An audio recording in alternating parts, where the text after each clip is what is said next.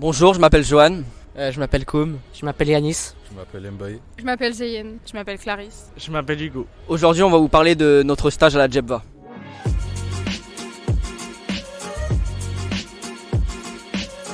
Alors selon toi, si la Djebva c'était un animal, quel animal ce serait? Alors pour moi, si la djebva est un animal, ce serait un ornithorynque parce que c'est un animal assez original et polyvalent. Et la djebva a beaucoup de services. Je m'attendais pas à autant de diversité au sein d'une même administration. Et toi, Johan, si la djebva était un super pouvoir, lequel serait-il?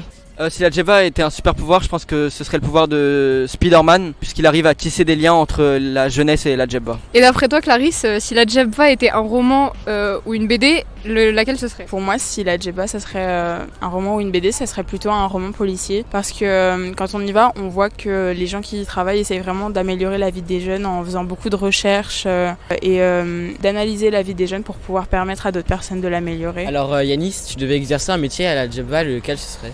Alors pour moi, ce que j'aimerais faire à la Djebva, ce serait plutôt maquettiste ou designer, car j'ai beaucoup aimé faire le logo du BAFA et que c'était un travail collaboratif et j'ai beaucoup apprécié. Alors bonjour Hugo, j'avais une question pour toi. Quel métier ne voudrais-tu pas faire au sein de la Djebva? Au sein de la djebva, j'aimerais pas être statisticien parce qu'il y a trop de chiffres et trop de relevés et j'aime pas trop les mathématiques. Du coup, Zeyenne, si tu devais choisir quelque chose à améliorer dans ton stage à la Djebva, ce serait quoi? Je pense que le stage était intéressant parce qu'au lieu de rester bloqué sur un seul service, on les a un peu tous faits, mais ça peut devenir un peu lassant au fur et à mesure parce que c'est répétitif. Alors du coup, Mbaye, quelle a été ton occupation préférée pendant ces 2 semaines à la djebva?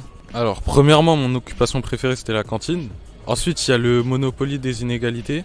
Il y a aussi le jeu de cartes sur les contraintes qu'on pouvait avoir dans la société. Merci pour ce stage.